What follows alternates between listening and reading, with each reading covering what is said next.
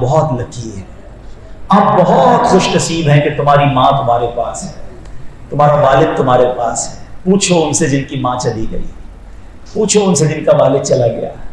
اب جب مشکل آتی ہے نا تو ایسا لگتا ہے سر پہ کوئی سایہ نہیں ہے، کس کے پاس جاؤں دعا کرانے، کس کو کہوں میں پریشان ہوں۔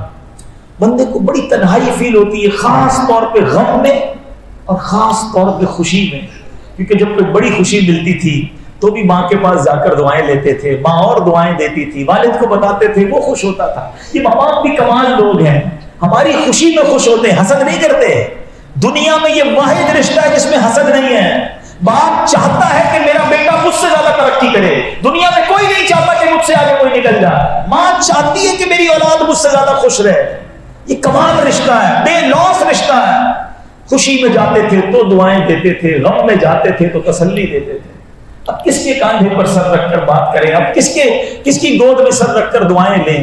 نہیں ہمارے پاس ماں باپ، مگر میرے وہ بچوں جن کے ماں باپ ہیں، خدا را ان کی قدر کر لو، ان کو ٹائم دو، ان کے پاس بیٹھا کرو، یہ تمہیں لمحے زندگی بھر یاد آئیں گے۔ آج ہم میں کئی لوگ وہ ہیں کہ جن کو ماں باپ سے بات کر رہی ہوتی ہے نا تو قبرستان جانا پڑتا ہے، ان کی قبر پہ جا کے بتانا پڑتا ہے کہ یہ معاملہ ہو گیا ہے، ان کی قبر پر جا کر کہنا پڑتا ہے کہ میں اس مشکل میں ہوں۔ تمہارے پاس تو تمہاری ماں ہے، تمہارے پاس تمہارا والد ہے، اس کا دل خوش کر لو، اس سے دعائیں لے لو۔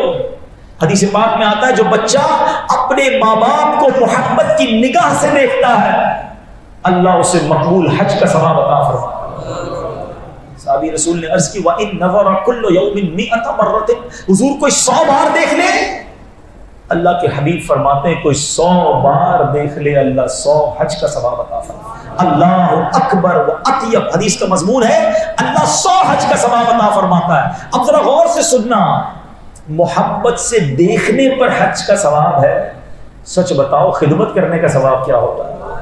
پیر دبانے کا ثواب کتنا ہوگا؟ دوائی دلانے کا ثواب کتنا ہوگا؟ ان کو کھانا کھلانے کا ثواب کتنا ہوگا؟ ان کی ویل چیئر چلانے کا ثواب کتنا ہوگا؟ ارے آقا نے تو محبت سے دیکھنے پر حج کا ثواب عطا فرمایا ہے۔ جو خدمت گار ہوگا اس کے تو وارے نہیں آرے ہو جائے، نہیں کرتے خدمت، نہیں ہے ٹائم۔ ماں باپ کو کہتے میرے پر ٹائم نہیں، میں دوستوں میں جا رہا ہوں، اپنا کام خود کر لو۔ ایک اور بات بتاؤں، خوش نصیب بچہ پتہ کون ہے؟ کہ جس کے ماں باپ نے اس کو خدمت کا موقع دیا ہے۔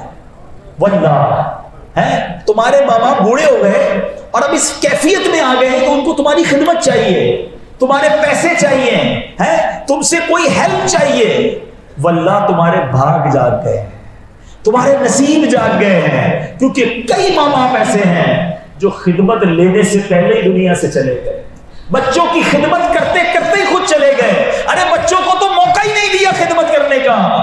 اگر آج تمہیں موقع ملا ہے تو دیکھو اس سے جی نہ چرانا۔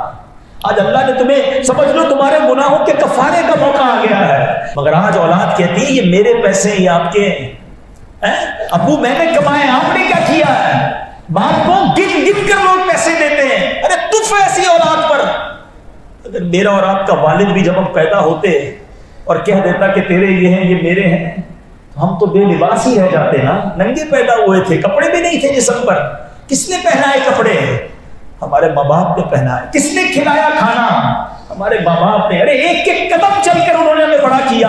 ہو سکتا ہے ہمارے ماں باپ نے اپنے کئی لقمے روکے ہوں گے، کئی خواہشیں روکی ہوں گی کہ بیٹا یہ فلاں کھلونا مانگ رہا ہے، بیٹا فلاں چیز مانگ رہا ہے، اس کو دے دیتے ہیں۔ ہم اپنا آج یہ خرچہ نہیں کرتے، اپنی پسند کے جوتے نہیں لیتے، اپنے بچے کو دلاتے ہیں۔ ارے باپ نے کبھی نہیں کہا یہ میرا ہے اور یہ تیرا ہے۔